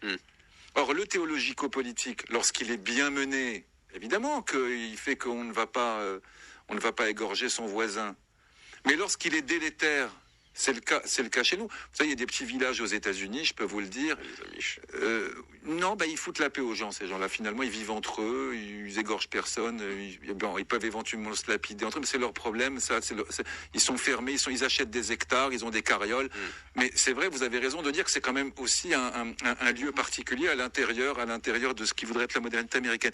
Mais au fond, on a aussi cette idée, au fond, que nous pouvons à un moment donné être éligibles, pour peu que l'environnement soit délétère, à des réarchaïsations totales du discours religieux ou des énoncés religieux. Vous pouvez très bien imaginer, alors on le voit dans certaines études sur les serial killers, on le voit dans la bouche de George Bush, on le voit aussi chez des citoyens lambda, on le voit dans des petites villes américaines où vous avez des gens qui pensent comme on pensait peut-être, j'allais dire il y a quelques siècles, parce que précisément, que ce soit dans certains cas l'école, que ce soit les pratiques sociales, que ce soit le fait qu'il n'y ait pas eu cette étanchéité aussi, il suffit que les circonstances psychologiques, économiques, sociales et médiatiques soient réunies pour que vous assistiez aux mêmes événements tragiques, aux mêmes déferlements de violence et à la même barbarie. Vous savez, ces deux tueurs terribles à Imlil ou un serial killer américain qui a placardé, il faut lire les études là-dessus, qui a placardé dans sa chambre partout des portraits du Christ et des extraits de la Bible, on pourrait faire des parallèles aussi. Qu'est-ce qui fait qu'aux États-Unis ou ici, nous ayons finalement les mêmes barbares qui, entre guillemets, voudraient se prévaloir d'une puissance divine, d'une volonté d'extermination que l'on retrouve aussi souvent. Dans le système éducatif des États-Unis, on n'enseigne pas ces choses-là. Non, on les enseigne pas. Voilà, c'est notre problème. Mais le problème, c'est qu'il y a aussi des détournements. Il y a des déviances. Il nous reste très peu de temps. Je voudrais donner aussi la parole à Mohsin Benzakour et plus tard Mohamed Al-Hlou. Mais d'abord, je voudrais partager avec vous un petit sonore. Je vous propose d'écouter ensemble quelques réactions de Marocains au micro de Alioum 24 au sujet de la liberté de croyance, et on revient juste après pour vos commentaires. لما قلنا رأيت في هذا الموضوع المغاربة اللي تبدلوا المغاربة ولاو مسيحيين شنو رأيك أنت مسلم الحاج؟ أيوه مغربي ولا مسيحي؟ أنا مغربي مسلم وأنت مسلم المغربي اللي ولا مسيحي؟ لا شنو حق الشغل فيه الدين؟ أنا ما بتاخذش معاه شنو نديروا معاه؟ شنو الحق نديروا معاه ما نديروش معاه؟ غادي نحرقوه نحرقوه ولا نقتلوه نحرقوه ولا نقتلوه صافي بحال داعش ولاو داعش لا غير نحرقوه بلا داعش لا داعش نحرقوه بلا صافي ما داخلينش داعش هنايا قطعوا لك راسك لا بدلتي ديني اسلامي انا قطع لك راسك واخا تكون صاحبي تخرج من الدين الاسلامي بون ابيتي خويا عبد الله شدي زيد ابيتي لا بدلتي الدين الاسلامي بون ابيتي خويا عبد الله صافي من الاخر من الله ما بدلش الدين ديالي حيد لي راسك نحيد له راسو بلا ما نتسنى انا نبغوا ما يقتلوني نقتلك بعدا هذه اللي قال لي تحول شنو خصنا نديرو معاه تدير مع هادو دابا خصو يخوي البلاد يمشي بحالهم هنا يخوي الارض علاش ولكن انايا خصنا نديرو لهم الكنيسه ديالهم راه كاينه الكنيسه واش بغينا حنا بهاد الكنائس كاع حقيقه كاع شرعا هو تيتم اخبار الحاكم بان الانسان ارتد الاسلام الحاكم تيعطيه اخبار ديال 3 ايام يعني الا ما رجعش للدين ديالو تيجو واجب القتل ديالو يقتل لانه مرتد كاينه في الدين اخويا يعني انا بحكم السؤال ديالي لواحد الشخص كبر مني يعني راجل ملتزم هذا هو يعني الجواب ديال اللحيه ملتزم يعني انسان يعني عالم ماشي شي واحد. Alors je vais vous laisser réagir, mais d'abord je rappelle que cette vidéo circule toujours sur Internet et que la loi marocaine condamne pénalement l'appel au meurtre et que ces personnes sont toujours en liberté.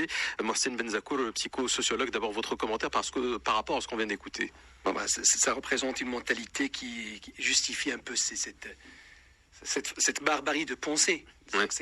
Donc c'est bien répandu dans la société marocaine, cette culture de la haine. Répandu, je pense pas. Mais il y a des gens qui représentent cette façon de penser. Oui. Sur une, c'est pas répandu. Non, parce que moi j'aimerais bien qu'on cesse de désigner le Maroc de tous les mots possibles. Il y a des gens qui pensent comme ça. Oui. Bon, je reviens à autre chose. Pourquoi il y a des personnes, enfin des groupes qui répondent à ce qu'on appelle, bien sûr, la haine. Parce que c'est ça la question qu'il faut se poser. Il n'y a pas que le discours religieux qui est derrière. Il y a aussi l'homme que nous avons quelque part formé dans ce sens-là. De quoi on manque justement pour qu'on puisse répondre à la haine. Pourquoi on ne répond pas à l'amour. Et c'est là où on revient à la question. C'est pas uniquement de l'éducation, aussi le rapport dans la famille. On prend les gens de l'île et il manque de tout. Comment peut-on devenir humain qui vit en 21e siècle avec des moyens de telle sorte qu'on est écarté de tout et en même temps on est ouvert sur le monde à travers Internet. Donc c'est quelque chose qui crée la folie en fin de compte. Donc oui, je suis contre ce discours. Oui, aux États-Unis, même dans les quartiers les plus difficiles, bien sûr il y a des meurtres, il y a tout ce que vous voulez, sauf que ces meurtres ne sont pas commis au nom de la religion. Vous voyez ce que je veux dire. Mais il aurait pu être, pour moi, s'il a été commis au nom de la mafia ou commis au nom de la religion, c'est la même chose. C'est parce que celui qui va commis... Oui, parce que là, il est plus ce qu'on appelle, il a plus les facteurs qui puissent, en fin de compte, faire en sorte qu'il soit responsable de ses actes. Mohamed Talal Lahlouk, consultant formateur, juste par rapport à ce qu'on vient d'écouter, une petite réaction d'abord à ce sonore. Oui, bien sûr, je vais réagir d'abord dans le fond et ensuite dans la forme. Dans le fond, c'est généralement n'importe quoi ce qui se dit. Et dans la forme, je trouve que c'est quand même, vous savez, un micro-trottoir fait par un journal qui ne précise pas les conditions de recherche, le profil des personnes interrogées, les réponses qu'il a mis à l'écart, parce que ça n'arrange pas sa ligne éditoriale, ni les conditions de cette interrogation et ces questions. Franchement, c'est un crime journalistique que de le relayer. Je suis désolé, on ne relaye pas ce genre d'idées. Mais il y a des textes, les gens s'appuient aussi parfois sur des textes. Ce qu'il dit, c'est n'importe quoi. Non, ces textes sont faux. Je vous ai déjà dit quand on veut voir les textes, on fait référence aux savants. Vous me prenez 10 savants comme Reysoni qui vous disent ces phrases-là. Là, je viendrai discuter avec vous. Je dirais, il y a vraiment un problème dans les savants musulmans ou dans l'islam. Mais là, vous me prenez des... Mais c'est un crime journalistique que de relayer ce genre de choses. Ce genre de choses, on doit les mettre à l'écart, les oublier. Et si il y a une incitation à la violence, est-ce que vous savez, s'il vous plaît, que le Conseil supérieur a fait... Ahmed Assi, je vais vous donner la parole juste dans un instant, laissez-le finir. S'il y a une incitation à la violence qui met en danger la vie d'autrui, la police intervient. D'accord ? Quand on est dans le débat d'idées, on demande aux savants. On ne demande pas aux jeunes dans la rue. On ne demande pas aux jeunes dans la rue le hukm sharaï de quelque chose qui peut potentiellement entraîner une violence à autrui. Je suis désolé, là on a une responsabilité en tant que personne. Mais c'est intéressant de savoir ce que les gens pensent. Non, mais c'est intéressant. Mais là, on est en train de relayer, c'est différent. Ouais. On peut dire qu'il y a des gens qui ont dit X, Y, Z, mais déjà, ce journal, pour relayer cette vidéo, il a, je ne sais pas quel droit de relayer cette vidéo, parce que là, on parle de l'islam. Or, tout ce qui est lié à la fatwa, du texte de la Constitution est délégué au Conseil supérieur de l'ulama. Donc, je ne comprends pas pourquoi on demande un hukm shara'i à des jeunes dans la rue. Mais je suis désolé, non, je n'accepte pas ça. Donc ça, c'est pour le commentaire sur la forme.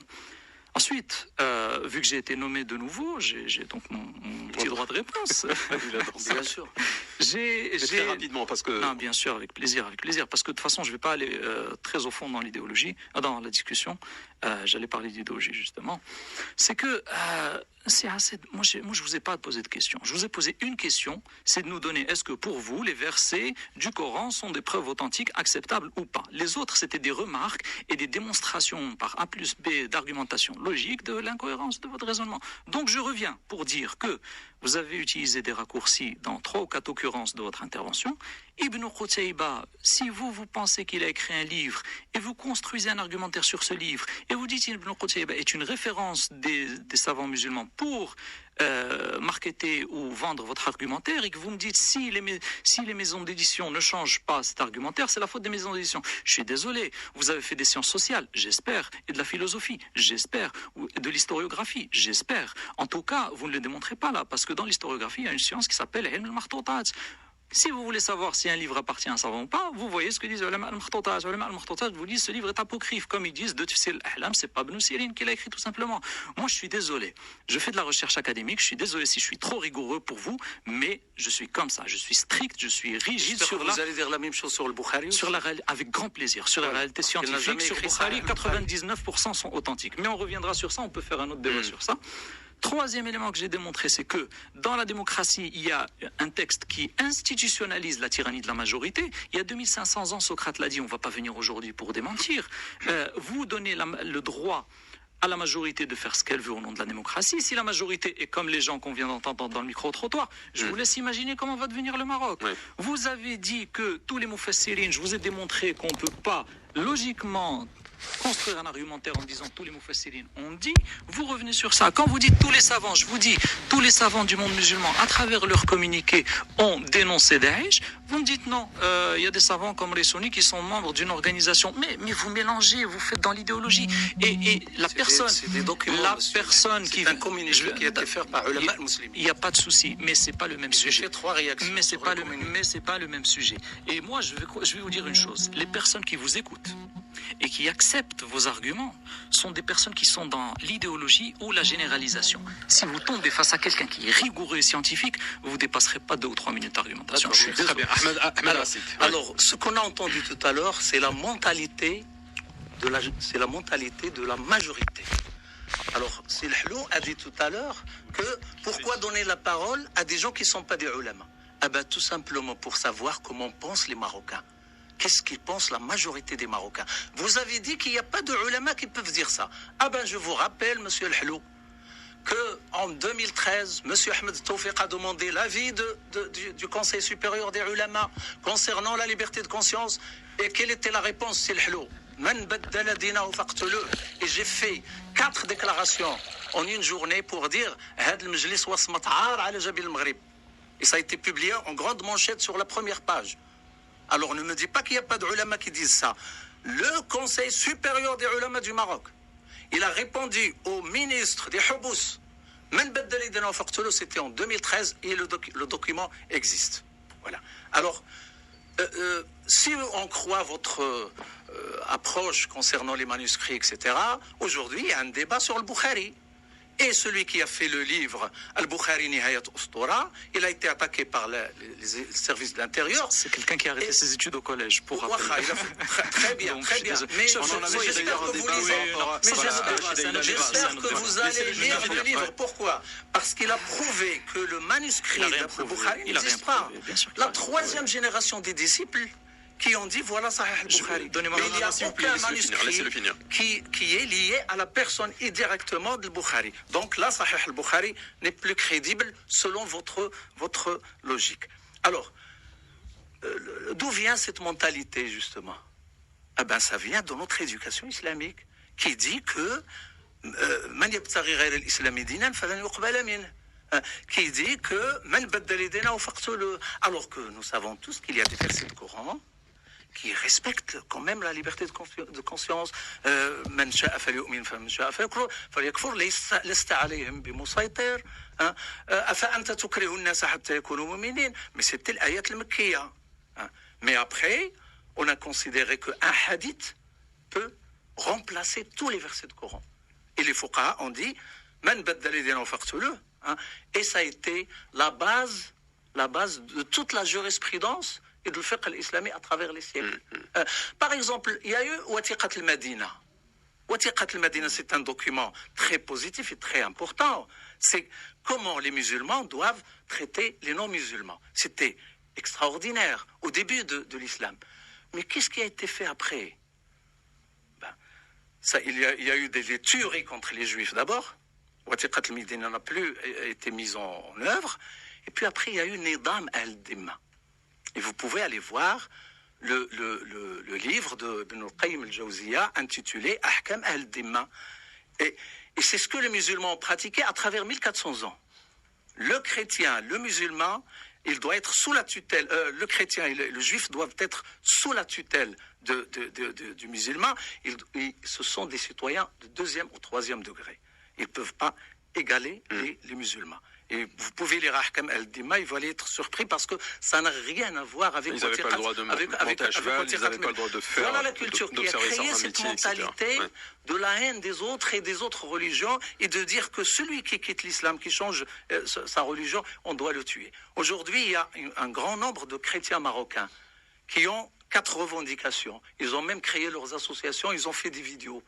Ils revendiquent d'abord la liberté de culte dans les églises, l'enterrement à la chrétienne, le mariage dans l'église et de ne pas enseigner à leurs enfants l'éducation islamique. Ce sont 4 revendications. Mais ils ne trouvent même pas des gens avec qui discuter. Sur les hadiths, Ahmed Assaid, écrivain et militant des droits humains, est-ce que ces hadiths sont enseignés au niveau des facultés justement marocaines? Est-ce qu'on les retrouve encore? C'est une question très importante parce qu'il y a une semaine, j'ai reçu c'est-à-dire un document de Fès, c'est-à-dire un prof de Fès, à 2018-2019. Je peux vous fournir le texte. Qu'est-ce qu'ils enseignent aux étudiants aujourd'hui? Ils enseignent al-hudud, c'est-à-dire qu'il faut couper la main d'un voleur, il faut le décapiter, il faut tuer, etc. Mais, et puis, il ajoute que l'État qui ne pratique pas al-hudud, c'est un État mécréant. Alors, comment ils vont se comporter, ces étudiants, qui apprennent à la faculté marocaine à Fès qu'il faut couper la main de voleur et que l'État qui ne pratique pas ça, c'est un État mécréant. Je parle d'aujourd'hui, c'est pas d'hier. C'est quelqu'un qui enseigne aujourd'hui dans la faculté de Fès. Donc, on a des Daesh, des Daeshiens dans nos universités. Vous pouvez donner son nom. Ce n'est pas mon objectif. Ouais. Non, mais c'est pas mon objectif. Si vous voulez. C'est celui qui m'a fourni le texte et qui m'a également donné le nom, c'est notre ami Mohamed Rafiq Abou Hafs. Et j'ai été surpris parce que je croyais que c'était plus le cas depuis longtemps. Hassan II avait créé un département dans la fac marocaine. C'était Dirasat al-Islamiyya. Il avait fermé le département philosophie-sociologie 2 fois. Et il a ouvert en 1980 le département des études islamiques. Voilà le produit aujourd'hui. Voilà le produit de toute c'est-à-dire une génération qui pense comme ça. Donc, il ne faut pas dire que les gens disent n'importe quoi. Non, c'est le fruit de notre éducation. Et c'est la mentalité de la majorité. Je vous assure, et M. Le Hlou, il peut faire une étude, il peut aller voir de près les gens, je suis sûr qu'il va arriver à la même résultat, c'est que les gens pensent comme ça. Alors, très brièvement, je crois que le traumatisme que vivent les musulmans aujourd'hui vient d'une chose.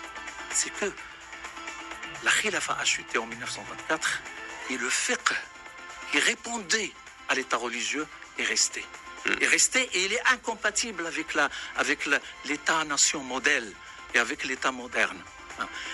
Donc, au lieu de créer un nouveau fiqh, et c'est ce que demandait le docteur Jamal Benna en Égypte, il a écrit un livre, Min ajli fiqhin jadid, et il a raison.